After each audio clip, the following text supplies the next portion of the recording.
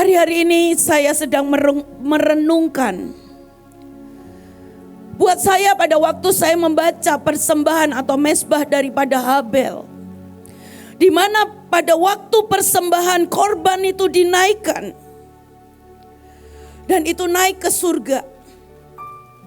Tetapi ada sesuatu yang buat saya, hari-hari ini saya sungguh merenungkan bagaimana hari itu Elia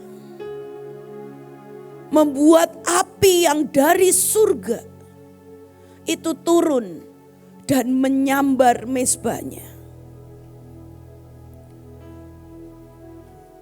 Membuat api yang dari bumi ini naik ke atas. Tetapi hari itu kita melihat seorang Elia. Mezbahnya itu mendatangkan api yang dari surga. Alkitab berkata di Yakobus 5 ayat 17 dikatakan, Elia adalah manusia biasa, sama seperti kita. Dan ia telah bersungguh-sungguh berdoa supaya hujan jangan turun.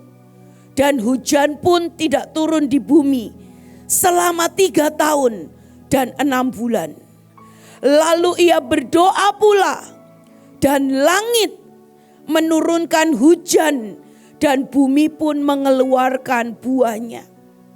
Mungkin hari ini kita sudah mengalami, setiap kali kita berdoa dengan sungguh-sungguh, kita berdoa untuk cuaca, kita berdoa untuk menahan bencana, kita berdoa untuk pemimpin-pemimpin bangsa. Dan Tuhan buat itu. Sekali lagi, ini diawali bukan langsung Elia ini sakti. Tetapi Alkitab mencatat bahwa Elia ini adalah manusia biasa. Saya mulai belajar bagaimana Elia berjalan dengan Tuhan. Mari kita baca dari 1 Raja-Raja ayat yang ke-17 sampai dengan yang ke-9. Bersiaplah, pergi ke Sarfat yang termasuk wilayah Sidon, dan diamlah di sana. Ketahuilah, aku telah memerintahkan seorang janda untuk memberi engkau makan. Hari itu seluruh Israel itu nabi-nabi Tuhan sedang dicari oleh Isabel. Dan Isabel membunuh nabi-nabi Tuhan. Tetapi Tuhan itu memerintahkan Elia untuk pergi ke Sarfat, dekat Sidon, wilayah Sidon. Daerah ini daerah apa sih? Karena ternyata Sarfat dan itu wilayah Sidon adalah tempat di mana Isabel dilahirkan. Itu adalah kampungnya Isabel. Hari itu Isabel sedang mencari nabi-nabi untuk dipotong dan dibunuh. Tetapi Tuhan suruh apa? Suruh pergi ke kampungnya Isabel. Dan hari itu sesungguhnya Elia melawan setiap ketakutan dan traumatisnya. Kita belajar kok hari itu. Yang namanya Yunus pada waktu Tuhan perintahkan pergi ke Niniwe, kenapa dia harus menyimpang ke Tarsus? Karena sesungguhnya hari itu Niniwe itu adalah daerah Syria, Asyur, dan itu berperang dengan yang namanya bangsa Israel. Dan itu membinasakan sekian banyak orang. Dan di dalam sejarah saya pernah membaca bahwa keluarga Yunus itu adalah salah satu yang menjadi korban dibinasakan. Yunus pun harus kembali kepada Niniwe. Dan itu membuat dia berjalan dan mengenal Tuhan dengan lebih kuat. Hari ini saya cuma mau berkata begini. Saya awal masuk Mahanaim bukan orang yang seperti ini. Saya orang yang sangat-sangat penakut. Saya itu Bapak Ibu, jangan ketawain ya. Saya takut dengan jarum suntik. Saya takut. Tuh banyak kan, banyak suara. Seneng sekali. Susah. Saya gak suka pisang, banyaklah. Tetapi saya mau berkata ya, Tuhan gak pernah meluputkan saya dari itu. Tuhan latih saya sampai saya keluar jadi pemenang. Hari ini apa sih masalah kita? Mungkin itu keuangan. Mungkin itu adalah bicara tentang keluarga. Mungkin itu bicara tentang sakit penyakit. Mungkin itu bicara tentang mengampuni. Seringkali Tuhan itu adalah sutradara terbaik yang membuat drama hidup kita menjadi sangat luar biasa. Dan hari itu apa yang dilakukan? Dia perintahkan Elia untuk ke Sarfat, daerah Sidon, tempat kampungnya yang namanya Isabel. Bayangin di hari itu Isabel mencari nabi-nabi untuk dibunuh. Dan dia harus sembunyi di kampungnya Isabel. Orang pasti akan tahu. Orang kalau kita ini masuk, kalian pergi ke NTT. Nggak usah ngomong apa-apa.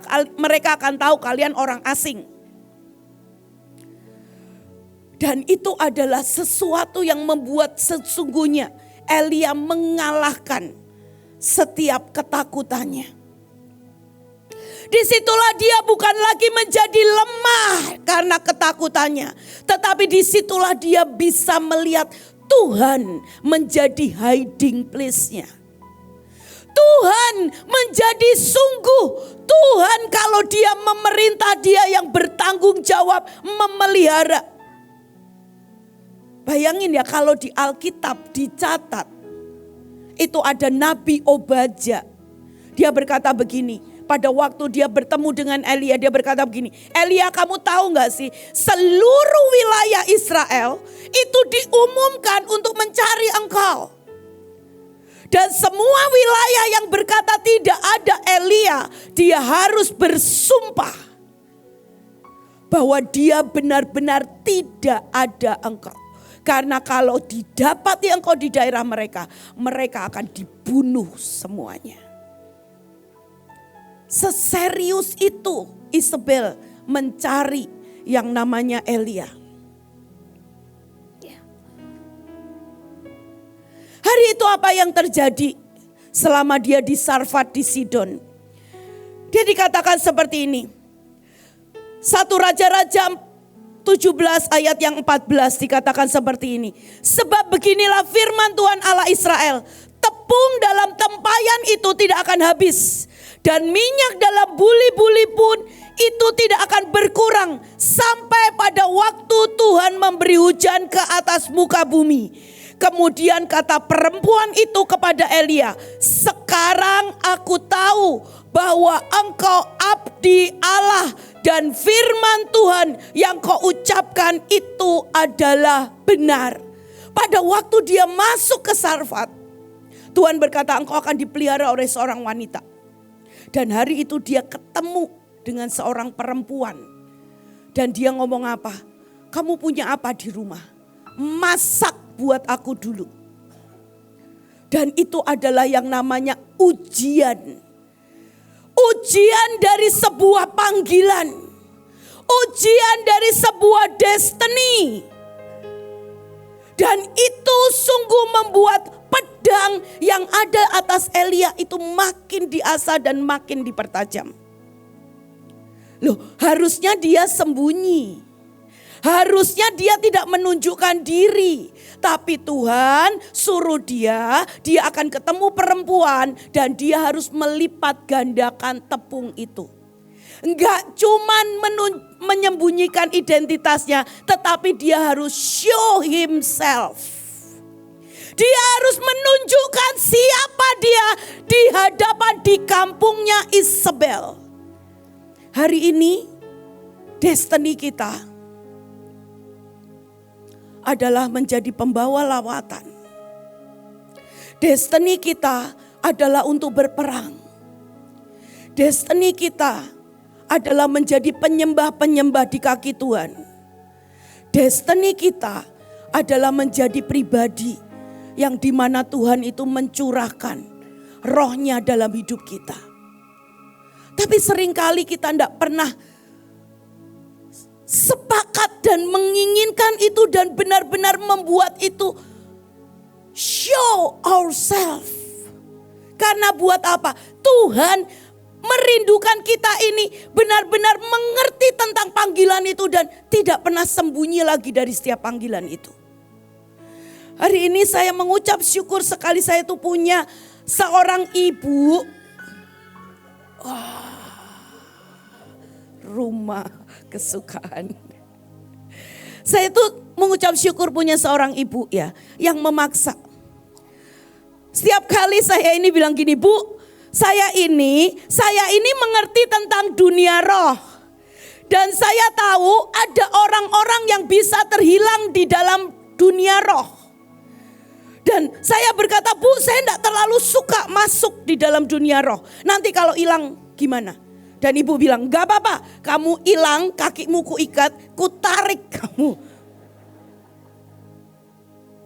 Tapi saya mau berkata gini, seberapa kita mengerti panggilan kita? Panggilan saya ini untuk berperang. Bapak Ibu tahu sendiri ya ceritanya. Panggilan berperang, ya kan? Saya ini kalau perang berapa kali mengalami kecelakaan, ditangkap polisi. Pengen enggak sih? Enggak.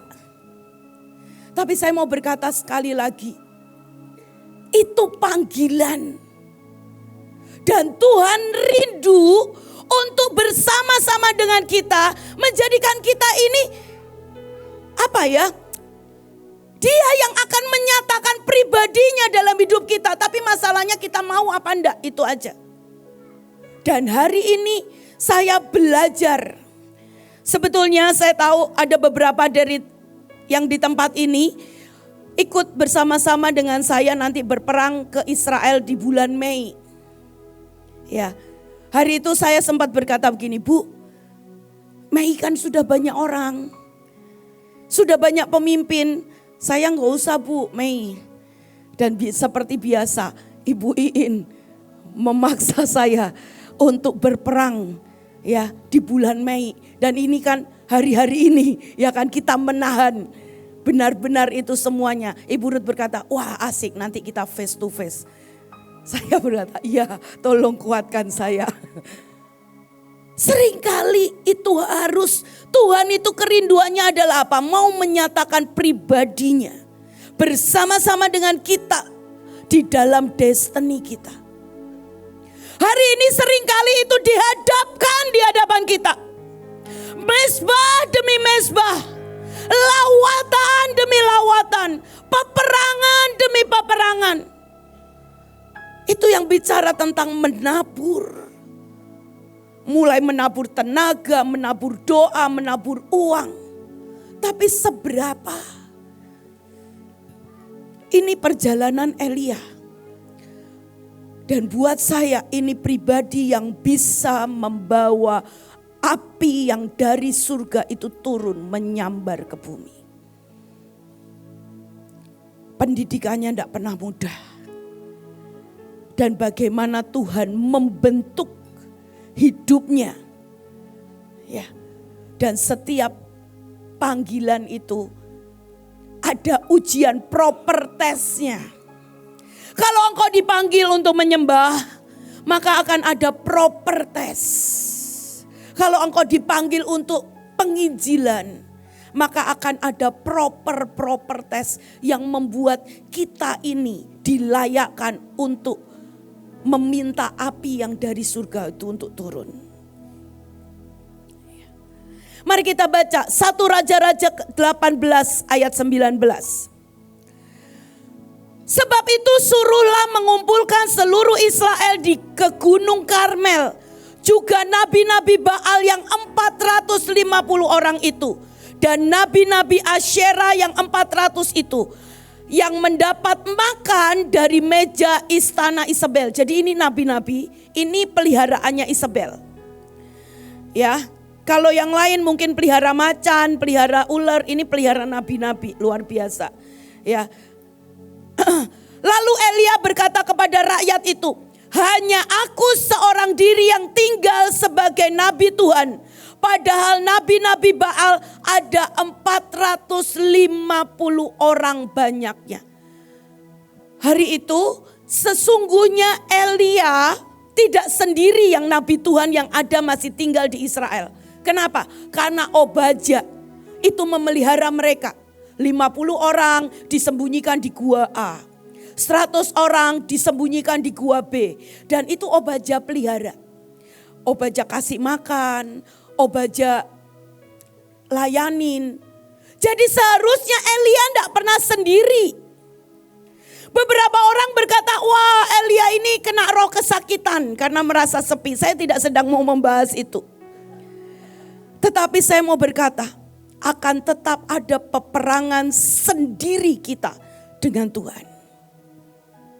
Seberapapun juga pergumulan kita, seberapapun juga beban untuk rumah singgah, untuk lawatan, untuk NTT, untuk Jakarta. Ya, Mahanaim membantu berdoa di sini. Tetapi yang sungguh-sungguh hari itu saya berkata, saya begging Tuhan. Hari itu acara di Monas ingin dipindahkan ke Tangerang. Dan saya begging Tuhan dan saya berkata, Tuhan, kalau Engkau tidak buat mezbah atas Jakarta sekali lagi, ini Jakarta tidak tahu bagaimana. Yang pasukan saya lihat adalah Ibu Nita yang teriak-teriak dan nangis-nangis. Yang pasukan Jakarta lihat adalah Ibu Nita yang dengan seluruh kekuatannya narik, nyeret semua pasukan. Jalan, ngerti ndak ngerti, mangkel, kesel, males, campur aduk semuanya. Tapi saya mau berkata, akan ada selalu peperangan kita sendiri dengan Tuhan. Pada waktu engkau nabur, seringkali orang tidak pernah ngerti kok kebutuhanmu. Pada waktu engkau harus mengampuni, seringkali orang tidak pernah ngerti kok seberapa pergumulanmu. Tetapi saya mau berkata hari ini, Elia harus menghadapi 400 nabi Baal, 400 nabi Asyera. Dan itu nabi-nabi yang disembunyikan oleh Obadya, tidak ada satupun yang keluar. Dan bagaimanapun juga Elia harus menyelesaikan peperangannya sendiri. Ya, hari ini kalau kita mau melihat, saya ini cuma lihat ya, pertumbuhan Mahanaim mulai dari tahun 98 sampai hari ini 2024. Dan kekuatan itu disuntikkan. Pengertian, pengenalan itu disuntikkan sangat luar biasa. Coba saya tanya, siapa di sini yang engkau tahu engkau tidak bertambah kuat? Ada enggak? Semuanya tambah kuat kan? Tapi itu lewatin apa? Hari ini sekali lagi, ini adalah pelatihan, ini adalah masa persiapan. Karena akan tiba waktunya kita akan lihat lawatan terbesar. Itu tidak bisa lagi Ibu Nita yang tumpang tangan untuk Heaven di Rem. Bapak Ibu semuanya akan menghadapi kampung demi kampung, rumah demi rumah yang berkata tumpangkan tangan padaku. Engkau akan mendapati orang-orang yang akan memegang kau dan berkata, begging berkata, tunjukkan padaku jalan kebenaran dan jalan keselamatan itu. Ajarkan padaku. Dan ini loh, hari-hari ini adalah hari-hari yang kita harus persiapkan. Karena ini kita sedang sungguh, hati saya berkata, sampai ada api yang dari surga itu menyambar dan kita akan lihat lawatan yang besar. Lihat bagaimana Elia menata mezbahnya. 1 Raja-Raja 18 ayat 30. Kata Elia kepada seluruh rakyat itu, datanglah dekat padaku. Maka mendekatlah seluruh rakyat itu kepadanya. Lalu ia memperbaiki mezbah Tuhan yang telah diruntuhkan itu. Lalu turunlah api Tuhan menyambar habis korban bakaran kayu api, batu dan tanah itu, bahkan air yang di dalam parit itu habis dijilatnya. Hari itu saya melihat bagaimana Elia menata mezbahnya. Kalau selama ini mezbah dinaikkan, itu ada kayu bakar, korban di atasnya, dan dia mulai menyalakan api. Tapi hari itu yang dilakukan oleh Elia apa? Mezbah dibangun, diberikan kayu, dikasih korban. Apa yang dilakukan? Disiram air. Bayangin, sampai dilakukan sampai 3 kali. Sampai dikatakan apa? Parit-parit itu pun penuh dengan air. Tapi hari itu mezbah yang diatur, yang ditata oleh Elia, itu membawa sungguh tiba-tiba api yang dari surga itu turun dan menyambar. Dikatakan tidak nyambar cuman korban, dikatakan menyambar sampai ke tanah, sampai ke air. Bagaimana seorang Nabi Elia bisa menata mezbah seperti itu? Karena dia berkata gini, Tuhan, Engkau sudah meluputkan aku sejak dari aku ada di kampungnya Isabel. Susah untuk menyembunyikan aku. Bahkan pada waktu aku menyatakan diriku, menunjukkan perbuatanku sebagai nabi. Loh, hari itu digenapi kok semua. Iya, api. Iya. Dan tidak ada yang mencari Elia dan membunuh Elia. Jadi dia berkata, kalau yang dulu susah saja, Tuhan sudah beracara, tangan Tuhan menjaga, tangan Tuhan mengatur semuanya. Apa susahnya kalau hari ini aku buat lebih susah? Tuhan pasti bisa membakar dan menyambar dari langit. Sebuah perjalanan. Hari ini ada begitu banyak generasi-generasi yang sedang dinaikkan dan muncul. Tapi saya mau berkata, tanpa engkau berjalan dan mengenal Tuhan, maka ukiran itu tidak akan pernah bisa membuat kita menata mezbah yang diramukan, yang membuat Tuhan itu menyambar yang dari surga. Hari itu Elia, sungguh dia berjalan, dia percaya, lewati setiap ketakutan, lewati semua. Dan dia belajar pegangan gandol Tuhan. Makin hari makin takut, makin mengerikan, makin nempel, makin mepet sama Tuhan. Dan itu yang membuat hari itu Elia bisa menata sebuah mezbah yang manusia sesungguhnya tidak masuk akal.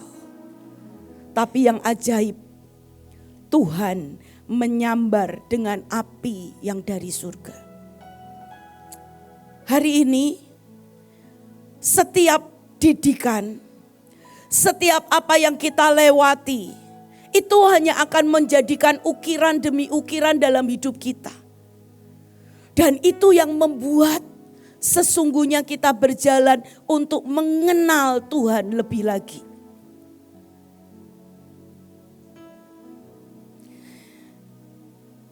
Sekali lagi, 1 Raja-Raja 18 ayat 40 dikatakan, kata Elia kepada mereka, tangkaplah nabi-nabi Baal itu, seorang pun dari mereka tidak boleh luput. Ketika setelah ditangkap Elia membawa mereka ke sungai Kison dan menyembelih mereka di sana. Bayangin ya, 400 nabi Baal tidak boleh luput. Sesudah itu, sesudah pertunjukan di mana api menyambar dari langit, nabi-nabi Baal itu harus diseret ke sungai Kison dan harus dibunuh. Saya tanya ya, siapa di sini yang pernah gorok ayam? Saya itu setiap kali dulu kalau Imlek atau upacara-upacara yang ke arah Cina-Cina seperti itu, saya itu lihat nenek saya itu dekat dengan rumah saya itu menyembelih babi, menyembelih ayam. Dan dari suaranya aja saya itu enggak tahan. Saya itu selalu menyingkir. Kenapa? Ngeri banget. Dan hari itu Elia harus membunuh 400 nabi Baal. Saya ini ngucap syukur ya. Kisah Elia ini menjadi sebuah drama yang sangat jelas bahwa Elia memang manusia biasa. Dan hari itu dia mendengar pengumuman dari Isabel dan dia berkata, dengar ya Elia, engkau sudah membunuh nabi-nabiku. Dan hari ini aku memastikan engkau juga mengalami nasib yang sama. Tiba-tiba Elia takut.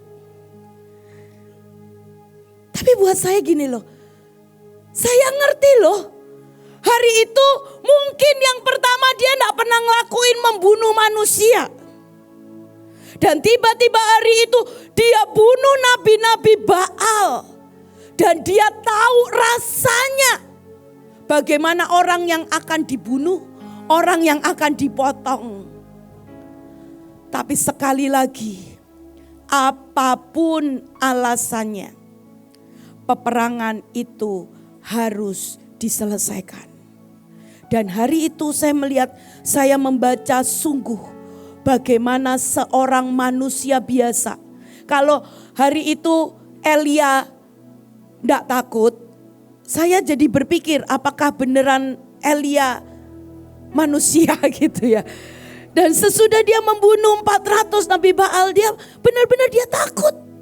Dia takut, dia dengar teriakan, dia dengar orang-orang yang ketakutan. Loh, nabi-nabi Baal tetap manusia kok. Dan hari itu tiba-tiba dia takut. Dan dikatakan seperti ini. Ya. Ayat yang ke-15 dikatakan, firman Tuhan kepadanya, pergilah, kembalilah ke jalanmu melalui padang gurun Damsyik. Dan setelah engkau sampai, engkau harus mengurapi Hazael menjadi raja atas Aram. Ya. Hari itu Elia dikatakan apa? Dia diberikan makan roti. Dia didatangi malaikat Tuhan dan diberikan roti. Bukan dipuk-puk, tapi dikatakan Elia bangun. Bangun, ini aku sediain sarapan, bangun. Karena hari ini kamu harus bangkit, kamu harus jalan ke gunung Tuhan. Karena engkau harus mengurapi raja yang baru. Karena Tuhan sudah tidak berkenan terhadap Ahab. Sekali lagi, peperangan ini harus diselesaikan. Peperangan untuk kita menahan perang dunia ketiga. Menahan bait ketiga, membuat lawatan, semua harus diselesaikan. Dan kalau Tuhan bisa mengutus malaikat memberikan roti untuk memberikan kekuatan, saya percaya Tuhan yang sama. Kalau hari ini kita tetap mau ada di jalan-jalan destiny kita, maka Dia Tuhan yang akan memberikan kekuatan. Ini ayat kunci dari semuanya. 1 Timotius 4 ayat 1 sampai dengan yang kedua. Dikatakan seperti ini. Roh memperjelas bahwa seiring berjalannya waktu, makin kita mendekati masa-masa di mana akhir zaman ini makin mau berakhir, beberapa orang akan menyerah pada iman dan mengejar ilusi setan yang disebarkan oleh pembohong profesional, yaitu si ular tua. Para pembohong ini telah berbohong dengan sangat baik dan begitu lama sehingga mereka kehilangan kemampuan untuk menemukan kebenaran. Hari ini sekali lagi kita mau lihat apa yang Tuhan janjikan itu di depan mata kita. Kalau Tuhan melawat India. Kemarin pada waktu hari Rabu saya berdoa, Tuhan jangan lewatkan Indonesia. Kalau Engkau lawat India, Tuhan kami yang berteriak, kami yang berkata lawatan, kami yang berdeklarasi, kami yang belajar percaya bahwa kami akan lihat lawatan. Jangan lewatkan Indonesia Tuhan. Dan hari itu Tuhan berkata, nak, aku sangat menginginkan pasukanku. Aku bisa melawat bangsa demi bangsa. Tapi yang Tuhan rindukan adalah Dia juga melawat setiap dari kita. Supaya pada waktu kita ada di tengah lawatan, kita akan menjadi orang-orang yang di dalam penuh dengan yang namanya berkat-berkat yang dari surga yang dicurahkan. Kita melakukan lawatan, tetapi kita pun mengalami lawatan yang dari Tuhan. Seringkali ada begitu banyak pada waktu lawatan itu terjadi, maka itu bisa terhilang. Kita bisa terhilang di tengah-tengah lawatan. Dan di sini, kalau engkau hari ini dikatakan, Nita engkau tidak bisa Heavenly Realm, Nita engkau tidak bisa membangkitkan orang mati. Kita mau berkata, Tuhan, aku tidak mau lagi mendengar setiap dari pembohong dari pembohong profesional, dikatakan pembohong profesional. Kalau hari ini apa sih yang sedang dihembuskan dalam hidup kita? Engkau tidak mampu, engkau ketinggalan. Engkau apa yang sedang dihembuskan? Dan hari ini jangan pernah kita kehilangan kapasitas hati kita untuk kita bisa melihat yang benar, melihat yang the true yang Tuhan mau sediakan di depan kita. Ayat yang ke-6 dikatakan, dengan selalu mengingat-ingat hal itu kepada saudara-saudara kita, engkau akan menjadi seorang pelayan Kristus yang baik, terdidik dalam soal-soal pokok iman kita. Kamu telah dibesarkan dengan pesan iman dan telah mengikuti pengajaran yang sehat. Kita ini dibangun dari iman ke iman. Kita ini diajar dengan semua kebenaran yang membangun kita, yang menyehatkan kita.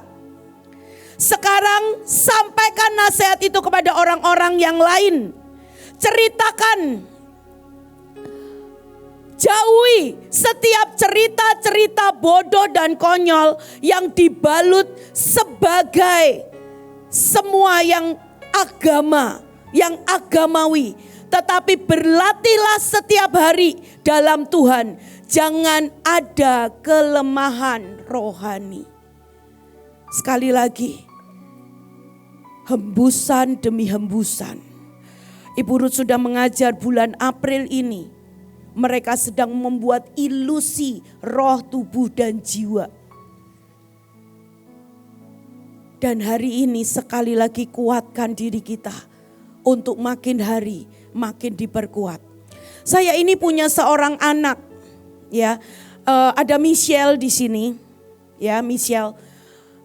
Hari itu Ibu Ruth berkata, Michelle ini AI. Tapi apa yang dilakukan ini anak?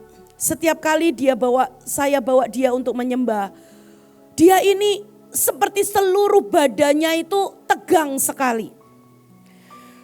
Tapi kita mengucap syukur ada budaya Heavenly Realm. Karena saya enggak bisa minta tolong yang lain. Saya enggak punya MOG, saya enggak punya yang lain. Jadi makanya mau enggak mau Michelle yang menyembah setiap kali heavenly realm itu setiap hari Selasa dan Jumat. Terus sebulan 2 bulan ini bahkan itu Michelle Jessica, tidak ada yang lain, tidak ada gantian. Dan sungguh satu hari tiba-tiba Tuhan berkata, kamu lihat. Hari ini dia melatih dirinya untuk menyentuh surga dengan penyembahan.